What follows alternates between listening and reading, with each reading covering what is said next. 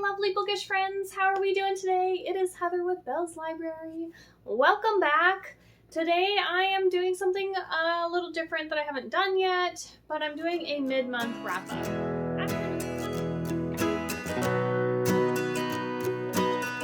After doing last month's wrap-up, it was so many books to talk about, and I just got a little overwhelmed and exhausted. And so I decided to try this month to break it up, and we are going to talk about the books I've read for the first half of the month, and then we will wrap up the last half and do all the stats and stuff at the end of the month / the beginning of September area. So I actually have 6 books to talk to you guys about that I have finished already, so we're going to jump into those. Again, the stats portion will be in the official wrap-up at the end of the month. Right now we're just going to briefly talk about the books that I'm at right now. Now that being said, I have had a really good month so far. All of the books I'm talking about are either 4 or 5 stars so far, so I'm really excited about that. We are going to start with a couple of books that I actually have a video up with my reactions and talking a lot more about these books, so I will put that up in the top here, but it's my testing 1, 2, 3 with Circus books. I finished up the Night Circus this month at the beginning of the month, and I loved this book. This one was 5 stars. Oh my goodness, Erin Morgenstern has like the most beautiful writing. It is like vivid and imaginative, and like you can just see the world around you and feel like you're there, but without like overdoing it. Like sometimes you get all that imaginative writing and it's just like too much and you're just slugging through the book. No, this one I still like was flying through it, super engaged, super like interested, so much intrigue. There's a lot of like almost thriller feeling as you're going through this book that's just really pulling you along, because you're just like, what is happening? How is this competition going? What's the actual end result? And you're getting some different twists and turns along the way. They're just changing the game. And yeah, I just love this book. So if you guys haven't heard already, I know I've talked about this book a couple times, and you guys can go back and watch that video for a lot more thoughts. But this book, just briefly, is about 2 competitors. They're both illusionist magicians, and they are in this competition. They don't know who they are at first, or really very much about the competition and what they're supposed to be doing, but they end up a part of this circus, and they are putting on acts to compete, and the acts are just incredible and imaginative, and just, I don't even know how to explain it. Like one of them is this, she makes like this huge wishing tree, and people can go into this tent, because the circus is just a bunch of tents with different things going on in each, and they can light like a little candle and put it on the tree, and it's supposed to make the wish come true. And there's another one where you like go into different doors, and every time you go into a new door, it's like you're in a whole new place. Like one of them's just covered in snow, and then like another one I think had like doors everywhere, and I don't know, I just, as soon as I finished this book, I literally was like, I want to reread it, and because now that I know all of what's happened at the end here, I just want to go back and just pick up on all the little things along the way and just remember all of the magic and wonderfulness. So if you haven't read this, I definitely recommend, if you couldn't tell. I also, for that vlog, did read Water for Elephants by Sara Gruen. This is a reread for me. I read this and loved it in the past, and I loved it and read it again. I loved being back immersed in this world. It is set in the Great Depression, and you get kind of that feeling of like, nobody has money, and what are we going to do for our next paycheck and our next meal? And we are following Jacob Jankowski, who ends up jumping a train after his parents die in an accident, and he has nowhere to go or be, and it ends up being the circus train, and he gets pulled into the circus. And it's also like the sweetest love story between Jacob and Marlena, and oh my gosh, their love is just so sweet.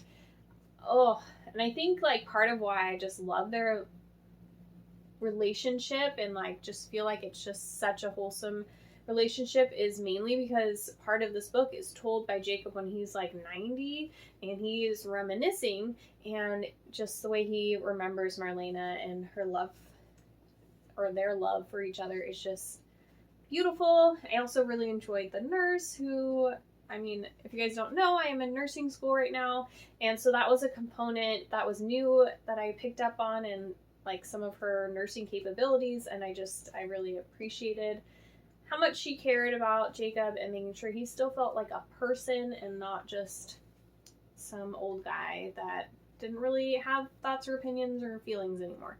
So yeah, super enjoyed the Water for Elephants book there. So getting outside of Circus books, let's talk about The Grown Up by Gillian Flynn. I read this one. It is like, I think 67 pages long. It's like a little thriller / horror short story. And I'm just getting into kind of reading short stories. This is actually probably one of the shorter ones that I've ever read. And it was very interesting. Like, at the end, I was just like, I don't even know what to think right now. Where's my brain going? Like, what just happened? It's a very, like, open-ended, ambiguous ending, so if you don't like that, you might not like this. But I didn't know I did like it, because I did like this ending, until I read this book. Like, a lot of times I like things to be a little bit more wrapped up, but, like, this one just kept me thinking, and, like, I don't know, I enjoyed the way it was done. So I think if it's done well, it can be very enjoyable. But yeah, I don't want to say a lot about this book because obviously it's really short, but I gave this one 4 stars, and it's basically about this woman who is working reading palms, but really she's just good at reading people and kind of is conning her way through things. And this lady comes in saying that her son is like, her stepson is like this demon child, and she thinks something's going wrong and something's going to happen and she needs to cleanse the house. And so she's like, well, this is another way I can make some money. And so she's like, yeah, I can go over there and, wave some sage around. But obviously things go a much more twisted and different way. So yeah, that one was very interesting and a quick read. So if you guys are interested in just something short and fun, might check that one out. Next, we'll move into A Torch Against the Night by Sabaa Tahir. I love this book. Like, I liked An Ember in the Ashes so much, but this one I liked even more, which I didn't even know was possible. I also feel like people liked this one less than An Ember in the Ashes, but I don't know, maybe I did love An Ember in the Ashes. I remember reading it and loving it afterwards, but I just feel like I love this one more. That's possible. We are following the same main 3 characters, Laia and Elias and Helene in this one, as they are traveling and going across the Empire. So we've got a quest kind of thing going on. And I don't want to say a lot because I don't want to spoil the first book if you haven't read it, but I love that each of these characters are different and on their own kind of journey and in their own, like, they're very different people. Like, they think differently, they're on kind of their own journeys in a lot of ways, but then they're all still, like, connected and together. There was a big twist at the end that I was just like, haha, did not see that coming at all. Actually a few, and I'm curious as to how our characters are going to develop in the next book and how they're gonna kind of get out of the predicaments that they're in.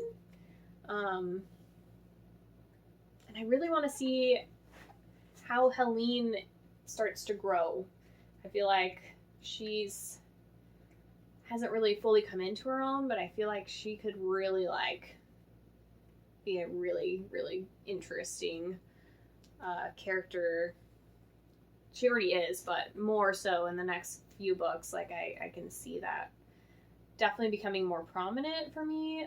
She's always been kind of the background character that, like, she's needed in the story, but isn't, like, as forefront as the other 2. But I feel like that's going to change for sure. So yeah, I can't wait to get to the 3rd one. This one was a 5-star for me.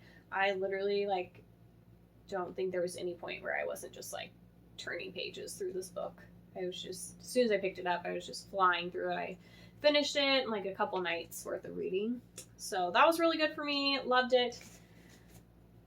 Holy moly, I had a really good half of a month here. So now we're going to move into The Guest List by Lucy Volley. This one came through in the library for me, so I was excited to read this one.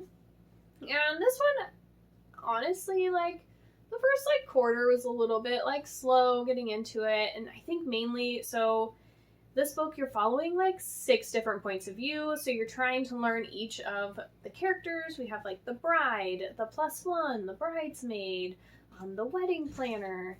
And we're following, there's also sometimes where you're, like, following just a narrator telling about the wedding day.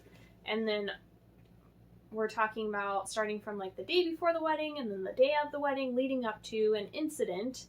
And we're trying to figure out what happened, who did it. It's kind of like, you know, a clue who done it. And I don't think I mentioned this is all like based around a wedding that is on this island, basically. And something happens on the wedding night. And it's, I don't know, like after that first quarter though, like it really picked up, and I enjoyed the fact that the chapters were like pretty short, so it made it to where things were just like moving and moving and moving, and there was like one plot twist throughout the whole thing that I was just like, this is so obvious, like if this is the only thing that happens, I'm gonna be really disappointed in this book because I can just see this coming like from a mile away. And that did happen, but then like this, and this also happened, and I was just like, okay, gotcha. Definitely can see, like, where you're going here. So, yeah, that was, I don't know, I just can't say that much about this, because otherwise it's going to give things away, but, yeah, definitely was not going the direction that I was thinking, and I really enjoyed the kind of mystery whodunit kind of feel, and the island, the atmosphere of that island was spooky, but then like also romantic, and I don't know, and there's still one thing in there that I have not figured out though, and it is driving me a little crazy. Like you almost want to go back and reread it just to figure out, like, I don't know what happened there. Maybe I need to like, actually, I think my book club's having a discussion on this book, and so this month, it's like one of our read-a-thon books or whatever, so I will have to look in that discussion. I've been meaning to try and get into those, because I know they're going to start really picking up as people have started reading the books, and maybe somebody will have an answer to my question. I don't know, did I miss something? Anyways, yeah, definitely enjoyed that one. And the last book that I have officially finished for the month is the Southern Book Club's Guide to Slaying Vampires. Obviously, I am feeling a little bit more of the feel of reading some mysteries and horrors this month. I've got like 3 books in that genre area, and this one did not disappoint either. This one I gave 5 stars as well, and I loved the setting. Like right off the bat, you're in like 90s housewives, like really that vibe. I really enjoy the 90s and like the early 2000s. That's when I grew up, so it like just clicks home for me. And these housewives are in this book club, and this new man comes into town, and then all these weird things start happening, and they're not having it. They're like, nope, we are not going to let our neighborhood go downhill because of this guy. And oh my gosh, there was a point in this book where I was getting so stinking mad at the men, the husbands. Oh my gosh, I wanted to murder them. I was like, I hope really soon that something bad happens to you. Like, so bad. Oh man, I don't feel like he got enough justice. One of the husbands did not get enough justice at the end. Like, ooh, I wanted something way worse to happen to him. Like, the like masculinity, the putting down of wives, it just, I don't know. I just wanted something really bad to happen to him. And, you know, things didn't totally work out great for him, but they could have been worse. They could have been worse. So, yes, that was a really good one. And, yeah, the setting just, like, set it up beautifully, and it wasn't an easy ride, and yeah, all the different characters within the book club were very unique and different, and just kind of added value into the story, and I don't know, it was good. So yeah, any of these books that I've read so far this month, I highly recommend. I love them, and I hope you guys enjoyed watching my mid-month wrap-up. I'm not sure if I'm going to keep doing it this way in the future. I know, so I'm starting nursing school next week. Again, my second semester, and then I'm also doing online schooling with my daughter for kindergarten. So things are just going to be like totally in a different zone for me and changing. I also stopped working as a server because I just, with taking on my daughter's schooling and then also trying to do my schooling, I just was like, there's no way there's also time to work within all of that. I don't know how that's going to happen. 2 days a week, I have to be at the hospital 12 hours each day, and then another day I'm going for like 3 hours, and then I also have to do all my online lectures and learning and tests and everything else, and then also my daughter's schooling. So it's a lot, so I'm not really sure. I was thinking about maybe like just starting to do reading vlogs each week just to share what I'm reading and talk to you guys, but then I'll at least have one consistent video going up a week, and then I can try and fill in other videos or pre-film other videos when I have a little bit more time. I don't know. I'm not exactly sure how I want to structure things, but I'm trying out this mid-month wrap-up thing, and then the wrap-up at the end of the month, and we'll see how that kind of flows. But let me know if you guys have any thoughts or opinions or preferences on how to share and wrap up what I'm reading. Anyways, I will talk to you guys soon.